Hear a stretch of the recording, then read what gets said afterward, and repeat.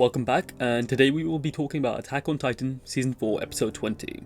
As you probably know already, this episode is called Memories of a Future, so I'll be going over all the relevant factors within this video, as well as analysing the things I thought were important within this episode. Just to let you know, I know a few people are worried. Recently I got not a copyright strike or a copyright claim, I got a copyright takedown request from Love. Apparently I'm not even allowed to say Attack on Titan was inspired by Love, even though everything I've incorporated is fair use. For some reason, a part of that community keeps on sending me death threats, keeps on harassing me, but don't worry, I have all of it sorted. I've got all of my videos back, I know what I'm doing, trust me. They're definitely not gonna win. They can't win, because I'm like 10 times smarter than them. Anyway, I don't want to waste any more of your time, so let's get straight into this video.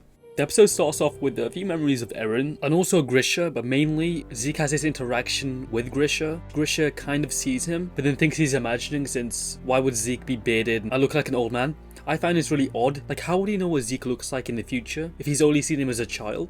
Eren replies to Zeke saying that he's always been this way, and now this phrase has been used on my channel several times. It's become like a staple, but it's actually very important to Eren's character because it shows that he is actually a restorationist and it isn't all just a facade. So the ending isn't as consistent as a lot of people make it out to be. You know what happens in this scene. He says, "I've been like this way ever since I was born." And the two arrive at the memory where Eren killed two of the three robbers who had kidnapped Mikasa while they were children. Zeke seems to be just as surprised as Grisha was of all of the dead bodies, for good reason as well. It's definitely not normal to find dead bodies lying on the ground, killed by either your son or your brother.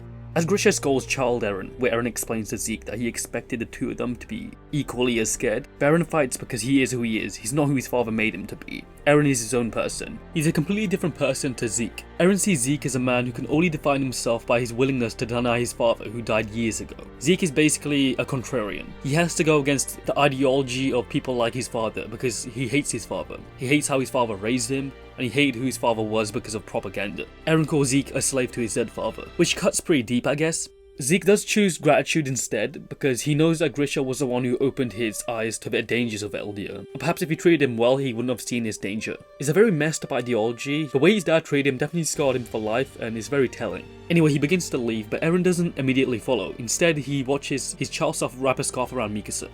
As they go through more memories, Zeke still refuses on giving up on Eren. He wants to save him. He's still his brother at the end of the day. He doesn't really think much of Grisha's writing on the back of a photograph that we see, that he eventually stores in a journal in his basement, as we would see in the earlier season.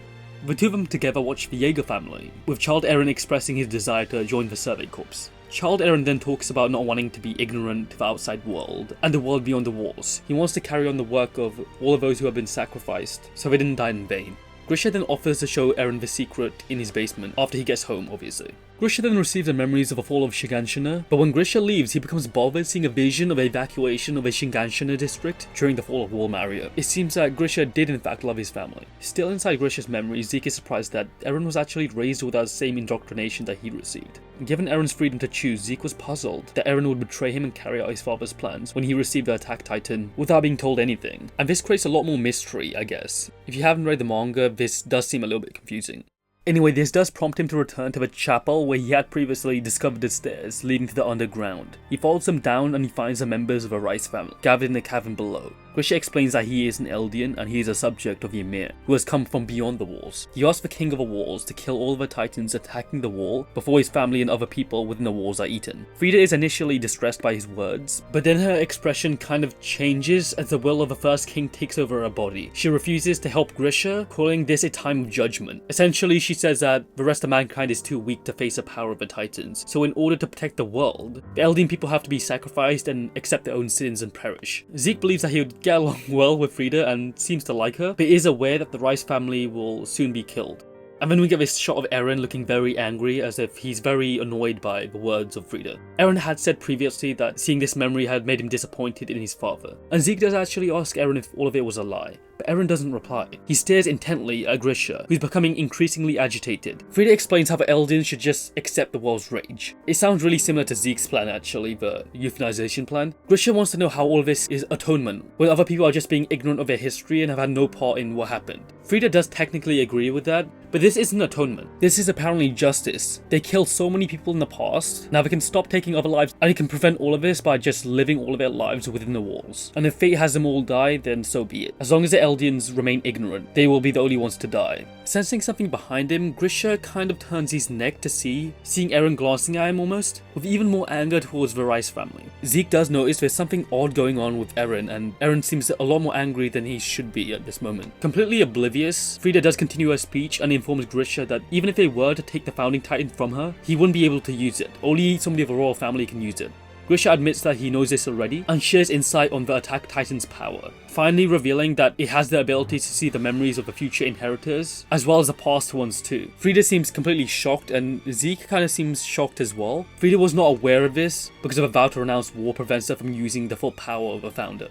Grisha prepares to transform, and he tells Frieda that he will take the Founding Titan from her and end the royal bloodline, since he's already foreseen everything happen. His hands begin to tremble as he grips onto his scalpel, ready to stab himself so he can transform. However, the scalpel falls from his hand and clatters on the cavern floor. Grisha sobs that he cannot kill children. He's a doctor after all. He's meant to save lives, not take them. Zeke once again is puzzled because he's aware that the Reese family died here. There's no way that Grisha would have not killed the Rice family here because he knows what happened in the past. The Rice family begin to hide away, especially the children, shouting for Frieda to kill Grisha and protect them. This is when Eren begins to walk up to his father, still glaring at him. He demands that Grisha stand, and he asks if he forgot what he had come here for. What he came here for in the first place. And I quote, "For your little sister, who was eaten by dogs. Isn't it to get revenge? For your comrades, from a restoration? For Dina, for Kruger? We need to keep on moving forward. To avenge them. Even if you die.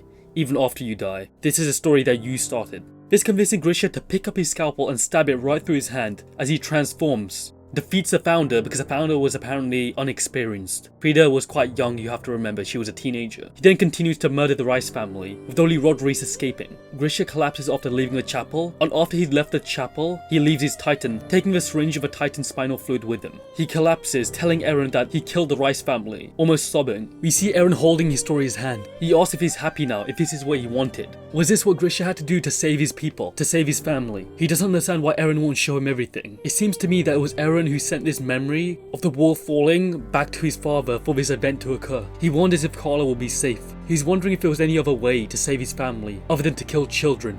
After this event, he asks Zeke if he's there, and he tells him that everything from now will go Eren's way, not his way. It seems like Eren has his master plan. Grisha saw Eren's memories of what is to come, and he cannot believe that something as terrible as that will happen in the future. He looks up, and he sees Zeke this time. He stands up and apologizes for being a terrible father. And this leads us onto a very interesting idea. Was Grisha a terrible father? And does the sins of a father thematic still apply? The sins of a father thematic is basically Eren inherited all of his sins from his father. His father forced the role of the Titans on him, as well as many other roles as well. But now we've just learned that it was actually Eren who was responsible for this, so does it still apply? And I think it still does apply, because ultimately Grisha was still a terrible father. For example, if a child asks their father to give them drugs and they give it to them, regardless of how convincing they are, they're still a terrible father. All Eren really had to do was appeal to Grisha's nationalist side. You might be able to argue that they're both partly responsible, but that doesn't take away from the fact that Grisha didn't need to listen to Eren, yet he still did, and forced all these roles on his child, knowing that he in return would convince him, so he was still a terrible father, and Eren still has all rights to surpass his father, since this theme is actually very important to his own lineage. We know that Grisha's father before him forced many roles on him. Grisha would then pass this on to Zeke, as well as pass it on to Eren as well. And none of them have been successful in surpassing their father, and not passing on roles to their own child. Mainly because Eren and Zeke didn't have children. But it's not like either have really done anything to save the children of their own people. Anyway, back to the hug, Zeke does become overwhelmed by his father, hugging him back. This is when Grisha warns him that he has to stop Eren. The connection between the two brothers break, and they find themselves back in the realm of paths. Zeke is shaken, but Eren is undaunted. At this very moment, they haven't gotten to the part where Eren himself eats his father, Grisha.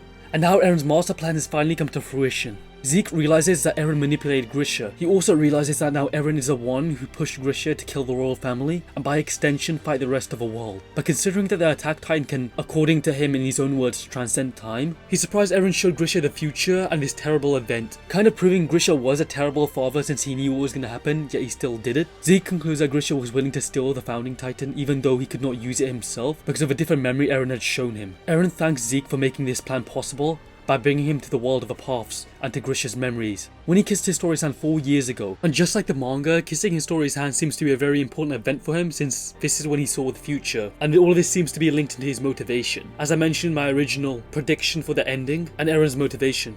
He saw inside Grisha's memories, within them, he saw his future self convincing Grisha to kill the Rice family, and for the sight of things to come. And that concludes everything. Hopefully you enjoyed that analysis and me going over the episode. If you like videos like this, I can make more of them, and I'll probably continue to do so. If you want to see other kind of content, you can also comment down below what you want to see. Don't forget to subscribe, like the video, as well as check out these videos here, since you'll probably like them as well, especially the one about this new Attack on Titan alternate ending. I think that one's pretty interesting. Other than that, thank you for making it to the end of the video. Hope you have a good day, and peace out.